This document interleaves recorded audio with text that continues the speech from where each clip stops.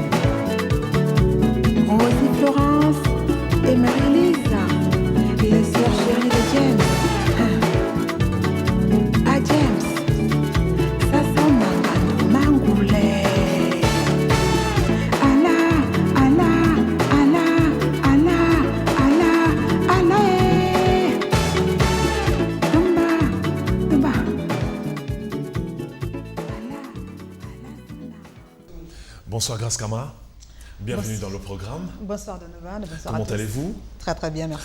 Dites de vous que vous êtes la nouvelle coqueluche de la musique camerounaise. Et pourtant, on vous connaît beaucoup plus sous la casquette de juriste. Oui, j'ai une casquette. C'est vrai que après mes études de droit, donc j'ai exercé un cabinet d'avocat et actuellement un cabinet d'expertise en assurance. Mais la casquette, c'est la musique. Oui, c'est la musique. Tout à fait. Depuis combien de temps? Depuis quand? La musique, j'ai l'habitude de dire que je pense que même dans le sein de ma mère, je chantais déjà. C'est par vocation ou c'est par défaut la musique finalement? Ah non, certainement pas par défaut. Parce que c'est justement ça que je n'aime pas beaucoup lorsque on voit une femme surtout qui chante, on se dit que c'est parce qu'elle n'a rien pu faire d'autre. Je pense qu'il faut commencer déjà à éliminer cette idée-là de la tête. Et je pense que je suis là pour prouver ça aussi, que les chanteurs, les musiciens, les artistes n'ont pas forcément la tête vide. Grace Kama, aujourd'hui, en plus de la toge, vous ajoutez une corde à votre arc, la musique. Oui. Ça a l'air de bien marcher pour vous. Ça va, je ne me plains pas, grâce à Dieu, ça va. Très très heureuse de savoir que le public apprécie le produit. Et ça me donne énormément de courage et ça me va vraiment droit au cœur. Grace Kama, on va dire bonjour aux téléspectateurs qui nous regardent à Libreville à l'instant sur les antennes de votre télévision préférée. Grace Kama, alors vous êtes de retour au Cameroun avec un album, premier d'une longue série, je présume. Tout à fait. On en parle tout à l'heure. Tout d'abord, qu'est-ce qui explique que jusqu'à la sortie de cet album, vous étiez méconnu, si je peux me permettre? Jusqu'à la sortie de cet album, j'étais méconnu parce que justement, j'avais axé toute mon énergie d'abord sur ma carrière professionnelle. Ce que je voudrais dire au passage, c'est que je suis allée en France, c'est vrai, en 79. Et ce n'était pas du tout dans le but de devenir chanteuse. J'avais un certain engagement moral vis-à-vis de mes parents. Fallait, parce que c'est d'abord ça en Afrique, hein, les études. Tous les parents voient que l'avenir de leur enfant est que s'ils font des études. Donc lorsque je suis allée en France, c'était tout d'abord pour mes études. Et je pense ne pas avoir déçu mes parents. Des études qui ont visiblement très bien marché. Honoré le contrat que j'avais vis-à-vis de mes parents. Donc ce n'est que quelques temps après que... C'est vrai que lorsque je suis arrivée en France, je me suis inscrite tout de suite au conservatoire. Chose que je ne pouvais pas faire ici parce que même lorsque je chantais au collège ou au lycée ici, au lycée des jeunes filles, au lycée des jeunes filles, et au lycée technique à Yaoundé, tout à fait. Je le faisais un petit peu en cachette parce que c'était d'abord avant tout les études. Donc je pense que arrivé en France, n'étant plus sous la coupe paternelle, j'ai osé m'inscrire au conservatoire. Bon, malheureusement, je peux le dire, ou heureusement, tout dépend sur quel côté on se place. J'ai dû interrompre un petit peu mes cours de chant et de piano parce que fallait sur les cours à la fac, c'était pas très facile. Vous en êtes plutôt bien tiré avec une maîtrise en droit privé, et puis un DSSS en droit notarial. En droit notarial. Exactement. Voilà. Par la grâce du ciel. Alors, si on vous demandait en 2 mots de vous présenter, comment est-ce qu'on peut vous présenter globalement? C'est un exercice très très dur que je n'aime pas beaucoup.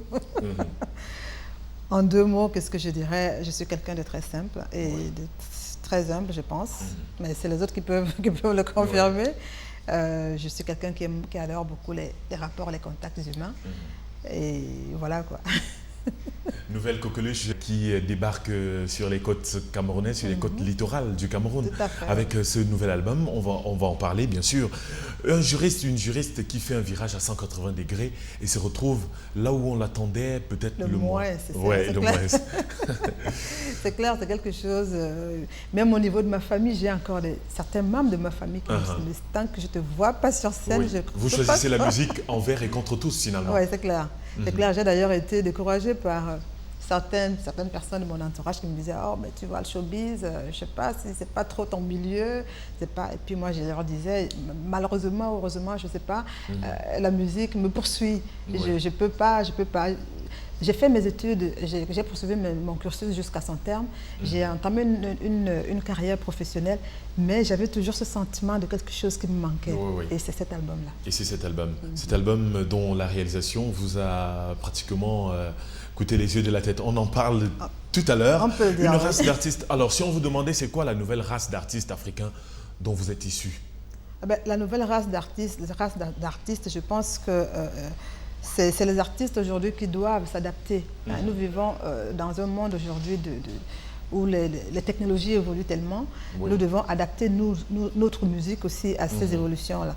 Je pense que nous devons aujourd'hui savoir choisir les meilleures chansons, les meilleurs textes, les meilleures rimes, les meilleurs sons, pour pouvoir offrir le meilleur de nous-mêmes à notre public. Oui. Est-ce que vos études ont influencé quelque chose dans votre carrière musicale? Je veux dire, les études influencent forcément toujours, quel que soit ce qu'on fait. Si on a fait des études, n'importe comment, dans n'importe quel domaine, on retrouve toujours ce qu'on a appris à l'école. Donc je pense que c'est une très bonne chose, je pense, et c'est d'ailleurs un conseil que je donne aux jeunes surtout qui veulent rentrer dans la profession, de ne pas négliger leurs études, parce qu'on a fini par mettre dans la tête des jeunes que pour faire de la musique, on ne doit rien avoir dans la tête. Et moi, je pense que je suis là aujourd'hui pour démentir cela. Et je pense que, pardon, quand on a un bagage, aussi léger qu'il soit, mais quand on a un bagage derrière, ça sert toujours dans la carrière, dans notre carrière artistique. Vous vous en servez Je m'en sers, et moi, je vais dire que j'ai peut-être un peu plus de chance que d'autres, parce que j'ai fait des études de droit, et ça, c'est quelque chose, vous savez très bien que le droit littéraire et artistique est très très complexe. Et moi aujourd'hui, je pense que j'ai plus de facilité de comprendre certaines choses que d'autres. Et je pense que c'est très important. Je pense aujourd'hui que tous les artistes devraient avoir un minimum de connaissances en matière de droit littéraire et artistique. C'est important. Oh là là, elle parle comme un livre. Il n'y a que dans l'aventure Black and White intégrale qu'on peut trouver de telles perles issues des pays lointains. Je vous propose maintenant un petit bout de rêve, les yeux ouverts, avec Grace Kama en musique. Maintenant.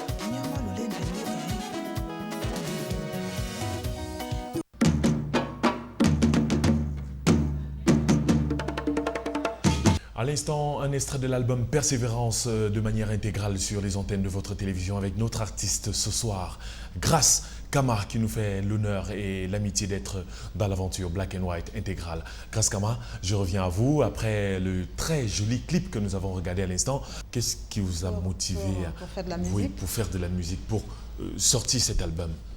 L'amour du chant. Et encore l'amour du chant, et encore l'amour du chant. J'adore chanter. Je chante tout le temps, et ça depuis toute petite. Et lorsque je ne chante pas, il me manque quelque chose. Persévérance, c'est par rapport à quoi? Lorsque vous décidez de baptiser votre album Persévérance, le premier quand même de la série. Tout à fait. Persévérance, parce que je pense qu'il m'a fallu beaucoup de courage. Je ne sais pas si vous êtes au courant, j'ai commencé ce projet dans les années 90. J'ai été plus ou moins contrainte de suspendre un petit peu mon élan parce que tout d'abord j'avais des engagements sur le plan familial et sur le plan professionnel et il m'était difficile de concilier les deux. D'autre part parce que j'avais confié l'arrangement de cet album à un de nos compatriotes, que je ne citerai pas, qui malheureusement pour moi n'avait pas fait le travail comme moi je l'escomptais.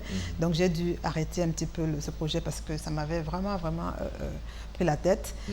J'ai voulu faire un petit break, j'ai voulu prendre un peu de recul avant de me relancer. Donc c'est vrai que j'avais beaucoup de travail aussi sur le plan professionnel, donc il m'était difficile de... On sait que vous éprouvez un réel plaisir lorsque vous chantez. Est-ce que c'était vraiment nécessaire? Vous auriez pu composer des chansons pour les autres, comme le font vos consoeurs. Tout à fait. J'ai dit tantôt que j'adorais beaucoup les contacts et les rapports humains. Donc c'est vrai que de composer et de faire chanter par quelqu'un d'autre, il n'y aurait pas ce contact-là entre le public et moi. C'est la raison pour laquelle j'ai entrepris de... Quelles sont vos connexions aujourd'hui avec ce public-là? Vous étiez récemment en spectacle, un très grand spectacle que nous avons tous vécu. Quelles sont vos connexions aujourd'hui avec votre public? Avec le public, je veux dire, j'ai un public qui est varié, en Europe déjà, où je vis, en France, en Italie, en Angleterre, en Allemagne. J'ai un public également en Amérique du Nord, à Montréal, à New York. Et le Cameroun alors dans tout cela? Le Cameroun, c'est d'abord mon grand public, c'est le Cameroun. C'est pour ça que je tiens à terminer par le Cameroun. Et je ferai vraiment un grand coucou à tous les téléspectateurs et à tous ceux qui me soutiennent de près ou de loin. Et donc voilà, quoi, j'ai un public assez varié, oui. Alors lorsqu'on revient à cet album, lorsqu'on revient à cet album, on se rend compte que 8 titres, un album de 8 titres, un premier album de 8 titres, et parmi les 8 titres, 5 composés par Sergio Polo. C'est une question qui revient tout le temps, qui est récurrente, parce que à tous mes passages en radio, en télé, cette question se pose toujours. Sergio Polo, à qui je fais un grand coucou, qui est actuellement à Paris et qui sera là dans quelques temps pour son prochain album, est un neveu à moi. Et je peux dire que c'est un neveu à moi, mais c'est votre neveu? C'est mon neveu, mais c'est aussi mon parrain sur le plan artistique, c'est mon parrain. Sergio Polo m'a énormément épaulé, m'a énormément aidé dans la réalisation de cet album. Pourquoi Sergio Polo? Parce que je suis, me connaissant, je suis incapable de chanter certaines choses. Pour que je puisse chanter la composition d'une autre personne, il faut que la personne me connaisse bien, que la personne choisisse les mots qu'il faut, que la personne choisisse la mélodie qu'il faut. Et je pense que Sergio Polo était la personne la plus indiquée pour... Alors, qui est-ce qui est allé vers l'autre? C'est Sergio Polo qui vous a proposé ces chansons, ou alors c'est vous qui êtes allé le voir, que voilà, je voudrais avoir des compositions faites par vous pour mon prochain album? Ça s'est fait d'une manière, je ne saurais même pas trop l'expliquer, parce que je ne peux pas dire que c'est lui qui soit venu à moi, ou si c'est moi qui suis allée vers lui. Ça s'est passé naturellement, et puis c'est comme ça. Est-ce que c'est pas très peu pour quelqu'un qui est sur les voies de faire une musique qui soit internationale, de composer non seulement 8 titres, d'aucuns diront que c'est peu, mais en plus dans les 8 titres, parmi les 8 titres, vous n'avez que 3 qui sont vos propres compositions. Il n'y en a que 2. En fait, oui. Il n'y en a que 2. Je pense que Masoma et les idées différentes. Et les idées différentes, Je pense qu'aujourd'hui, il faudrait que nous autres Africains, que nous comprenions que chacun a son talent dans la vie. Je pense qu'il y a des gens qui sont faits pour écrire, d'autres qui sont faits pour chanter, d'autres qui sont faits pour faire les deux. Moi, j'ai pour habitude de citer un seul exemple, c'est le grand Johnny Hallyday que nous connaissons tous au Cameroun, il n'a jamais écrit de texte, Johnny Hallyday. Pourtant, c'est un grand chanteur. Et oui, donc pourquoi 2 titres seulement sur 8, ça aurait pu être 0 titre. J'aime chanter. Si on me propose des textes qui me conviennent, je le fais. Maintenant, c'est vrai que je suis en train de me préparer pour pouvoir écrire beaucoup plus que ce que j'ai fait. J'espère que je vais avoir le temps pour ça parce que ça aussi... Alors cet album est disponible depuis 2004. Tout à fait, oui. Alors on va lancer un autre coucou. Si vous souhaitez vous offrir cet album, vous connaissez la marche à suivre, un numéro de téléphone sur le bas de votre écran. Et le premier qui nous appelle gagne cet album signé et dédicacé Grace Kama sur les antennes de votre télévision.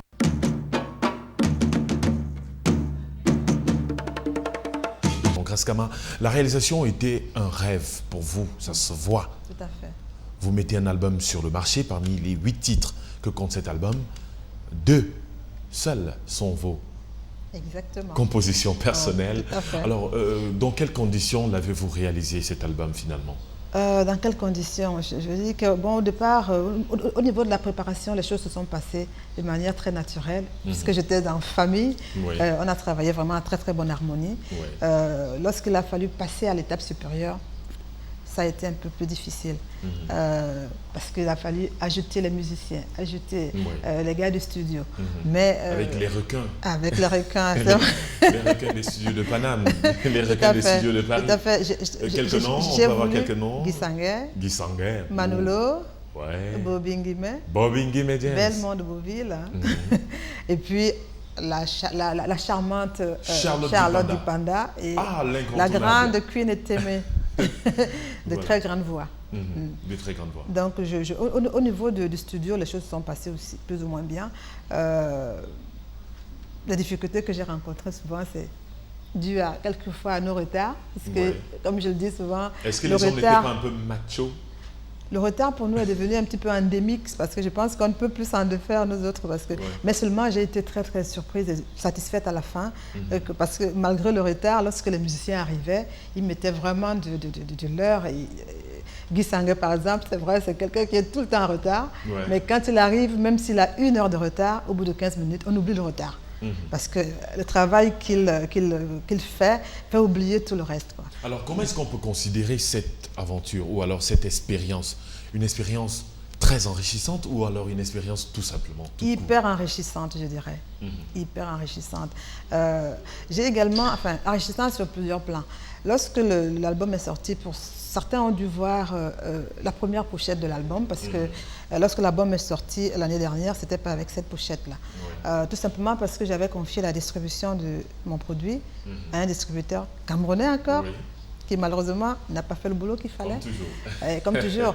Finalement, c'est pour ça que je dis quelquefois, en parenthèse, que après, quand on va voir les autres, on se dit, ah oui, mais les Camerounais, ils ne veulent pas travailler avec leurs frères. Mais c'est vrai qu'on a beaucoup de difficultés, surtout dans le showbiz. On a énormément de difficultés.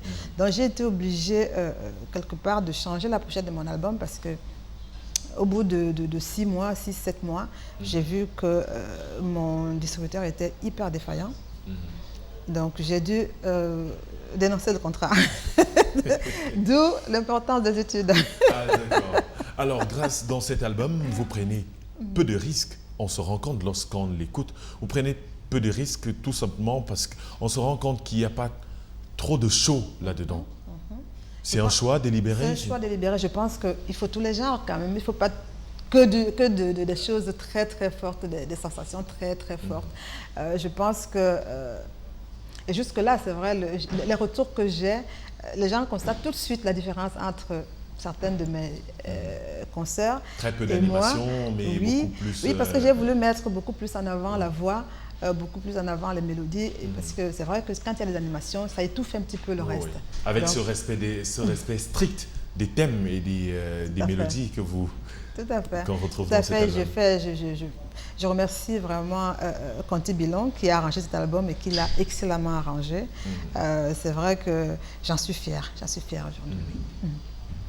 Grace Kama, quel est votre plus grand souhait aujourd'hui? Mon plus grand souhait... à la sortie de cet album, Mon plus grand souhait, ce serait que je me fasse une place sur le plan international. Et je pense que par la grâce du ciel, j'y parviendrai, puisque pour un premier produit, lorsque je vois comment le public se comporte par rapport à ce produit, je me dis que je peux faire d'autres choses. Ouais. Alors, lorsque vous mettez un album comme celui-ci sur le marché, votre truc, c'est quoi? C'est d'abord de vendre le maximum d'albums possible, ou alors c'est vous faire une place comme vous le disiez tantôt? Je pense qu'on ne peut pas cracher sur l'argent, c'est d'autant plus que sans l'argent, cet album ne serait pas là. Oui. Donc, quelque part, il faut quand même arriver à rentabiliser, ne serait-ce que couvrir les frais. Mais c'est d'abord me faire une place et surtout arriver à donner un peu de joie, un peu de bonheur, un peu de gaieté à mon public. Oui. Grace Kama, premier album, 8 titres riches en couleurs et en sonorités, avec cette voix tout en douceur, accompagnée par celle que l'on nomme Charlotte Dipanda. Tout à fait. Et si on jette un coup d'œil, on voit Massoma, auteur-compositeur. Grace Kama, on peut en parler un tout petit peu? Oui, bien sûr, oui. Oui. Massoma, il s'agit de... Massoma, ça veut dire en français merci, c'est les remerciements. Je suis camerounaise, j'ai l'habitude de le dire, camerounaise et africaine. Et j'ai reçu une certaine éducation. Dans cette éducation, mes parents m'ont inculqué une valeur très essentielle. C'est de savoir dire merci en toutes choses. Oui. Merci à la vie, merci à... Je remercie même ceux qui ne me soutiennent pas. Je ne sais pas si vous avez lu la dédicace derrière. Je remercie même ceux qui ne me soutiennent pas parce que... et puis j'ai une autre particularité, c'est que je crois en Dieu. Même dans la Bible, il est dit qu'il faut toujours remercier en toutes circonstances. Parce que quelquefois, nous, êtres humains, nous jugeons